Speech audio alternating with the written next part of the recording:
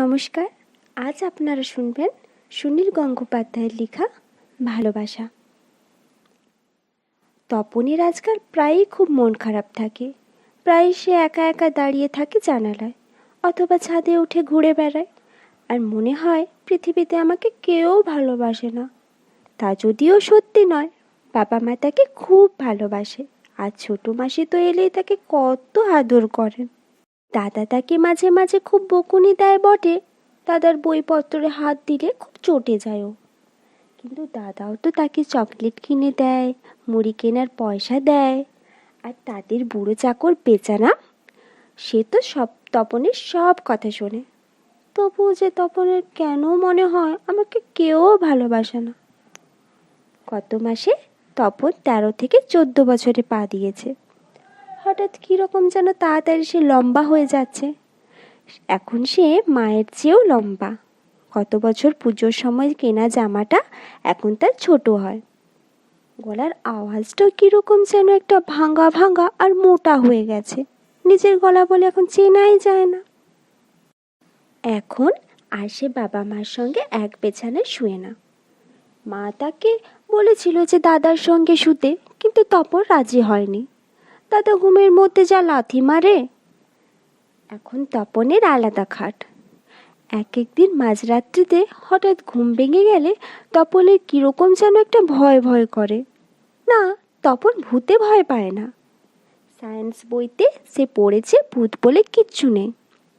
কিন্তু ঘুম ভাঙার পরে মনে হয় সমস্ত পৃথিবীটা কি অসম্ভব চুপচাপ। একটা কুকুর শুধু দূরে কান্নার মতো ডাকছে, আর কেউ কোথাও নেই যেন। তখনই তপনের মনে হয় আমি কি ভীষণ একা, আমাকে কেউ ভালোবাসে না। দুপুর থেকেই বৃষ্টি হচ্ছে। তপন স্কুল থেকে ভিজতে ভিজতে বাড়ি ফিরল। আজ আর বিবেকানন্দ পার্কে খেলতে যাওয়া হবে না। ঘুরে ওনার উপায় নেই। তপন এখন কি করে? গল্পের বইও তো কিচ্ছু নেই, সবই তো পড়ার বই। আর দাদার বইতে হাত দিলেই তো দাদা বলবে বড়দের বই পড়তে নেই। কি হয় বড়দের বই পড়লে? তপন তো লুকিয়ে লুকিয়ে দাদার আলমারির 3-4খানা বই পড়েছে। কই কিছু তো হয়নি। তবে বইগুলো বড্ড একঘেয়ে, খালি কথা আর কথা। মা পাশের বাড়ির শান্তি পিসির সঙ্গে কথা বলছিলেন। সেখানে গিয়ে তপন দাঁড়াতেই ওরা চুপ করে গেলেন। তপন এখন বুঝতে পারে চুপ করে যাওয়ার মানে তার সামনে ওরা এখন কথা বলতে চান না। তপন সেখান থেকে চলে এলো। দাদার ঘরে দাদা বন্ধুদের সঙ্গে আড্ডা দিচ্ছে আর লুকিয়ে লুকিয়ে সিগারেট খাচ্ছে। সেখানে যেতেই দাদা বকুনি দিয়ে উঠল, তুই এখান থেকে যা এখনই। তপন তাহলে কোথায় যাবে? পাশের বাড়ি টুটুলের সঙ্গে সে আগে ক্যারাম খেলতো, কিন্তু টুটুলটা শাড়ি পরতে শেখে কেমন যেন একটা বদলে গেছে। এখন সব সময় সে মেয়েদের সঙ্গে মেশে, আর মাঝে মাঝে ফিসফিস করে নিজেদের মধ্যে কি যেন বলে, আর অমনি হেসে যেন গড়িয়ে পড়ে। মেয়েদের সবসময় শুধু হাসি আর হাসি, তো এই জন্য ভালো লাগে না তপনের। টুটুল এখন আর তার বন্ধু নয়, তবু তপন জানলা দিয়ে ডাকলো, এই টুটুল, ক্যারাম খেলবি? টুটুল আপনার সামনে দাঁড়িয়ে চুল আঁচড়াতে ব্যস্ত। তপনকে রীতিমতো অবজ্ঞা করে উত্তর দিল, না, আমি আর জামাইবাবুর সঙ্গে সিনেমায় যাব। তপন একা একা ছাদের সিঁড়ি দিয়ে উঠে এলো। বৃষ্টির দিকে তাকিয়ে রইল এক দৃষ্টিতে। তার মন খুব খারাপ, তাকে কেউ ভালোবাসে না। আর 2 দিন পর তপন রাস্তা দিয়ে তন্ময় হয়ে হেঁটে আসছিল। চোখ আকাশের দিকে, সে ঘুড়ির প্যাঁচ খেলা দেখছে। কোন ঘুড়িটা কাটবে একটা না দেখা পর্যন্ত সে চোখ ফেরাতে পারে না। কালো চাঁদিয়ালটা দুলতে দুলতে আসছে, কতগুলো রাস্তার ছেলে ছুটছে সেটাকে ধরবার জন্য। ঘুড়িটা বকুল গাছে আটকাতো। হঠাৎ গোদ খেয়ে চলে এলো ঠিক রাস্তার মাঝখানে, আর একটা বাচ্চা ছেলে তীরের মতো ছুটে গেল সেদিকে।